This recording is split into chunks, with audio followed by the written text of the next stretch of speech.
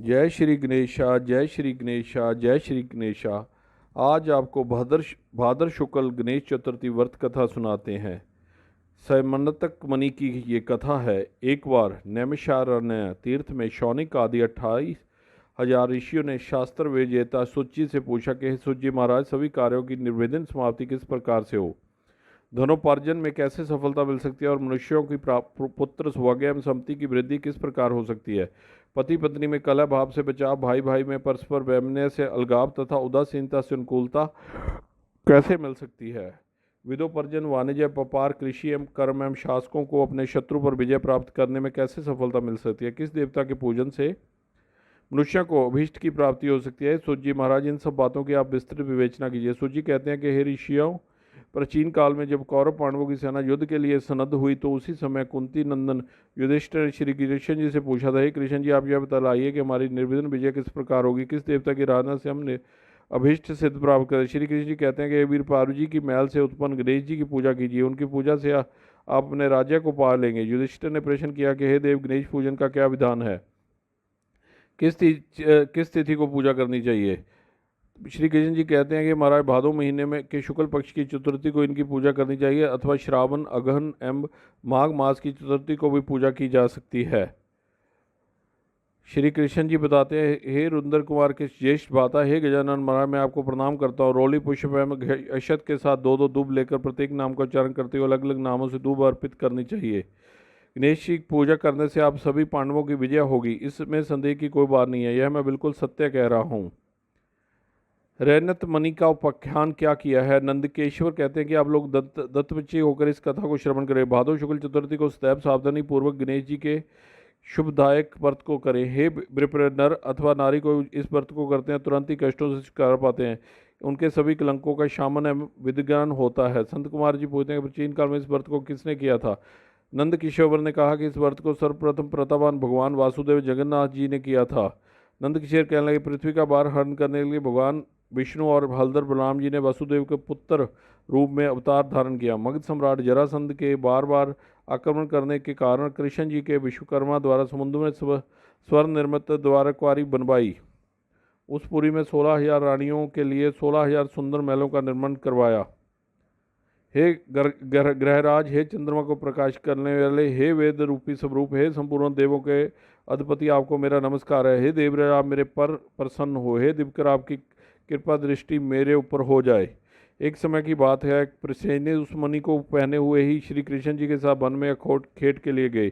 आशुचित के कारण अशुगर प्रसेन को एक शेर ने मार डाला। समस्त द्वारकावासियों ने अकेले कृष्ण को आया देखकर उसे अनुमान लगाया कि मणि के लोभ में कृष्ण ने प्रसेन की हत्या कर डाली। ऐसा कौन सा धर्म है जो लोभी के लिए करनी है ना हो? लोभी तो अपने गुरुजनों का भी वध कर डालता है। इसी प्रकार की चर्चा सब लोग कर रहे थे। झूठे दुष्रोपण से कृष्ण जी के मन में बहुत ही दुख हुआ और वे किसी से बिना कुछ कहे सुने लोगों को साथ लेकर नगर से बाहर चले गए। वन में जाकर कृष्ण ने देखा कि एक स्थान पर प्रसेन सिंह द्वारा मृत होकर पड़े हैं। सवारी के साथ प्रसेन के पद चिन्हों के सहारे वहां गए। यहाँ श्रेष्ठ ने सिंह को मारा था।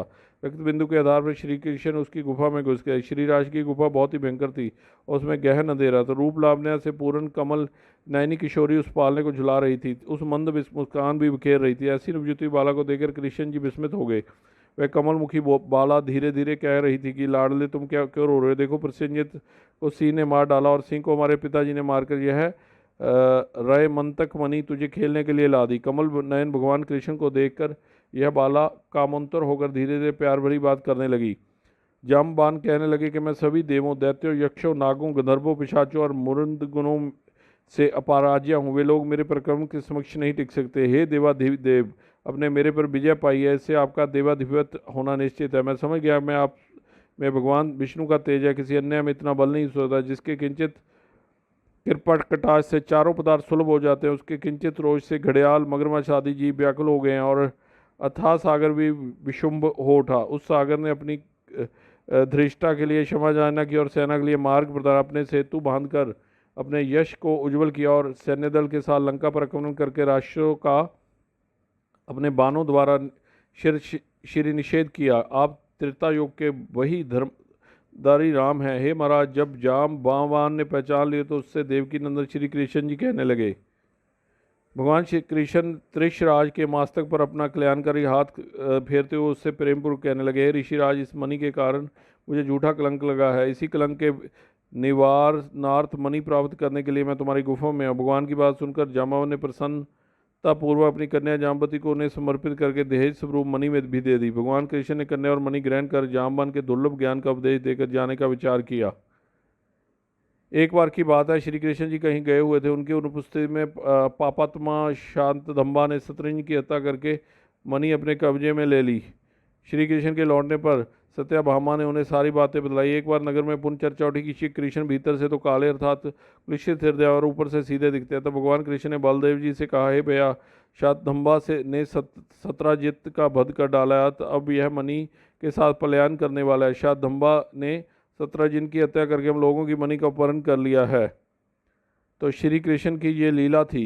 नारद जी ने एक बार कहा कि स्वयं गणेश जी ने दर्शनीय रूप वाले अर्थात सुंदरतम रूप पर गर्व करने वाले चंद्रमा को श्राप दिया है कि आज के दिन जो लोग तुम्हारे दर्शन करें समाज में उन्हें व्यर्थ ही निंदा का पात्र हो। श्री कृष्ण जी ने पूछा कि हे मुनिवर, अमृत की वृष्टि करने वाले चंद्रमा को गणेश जी ने क्यों श्राप दिया?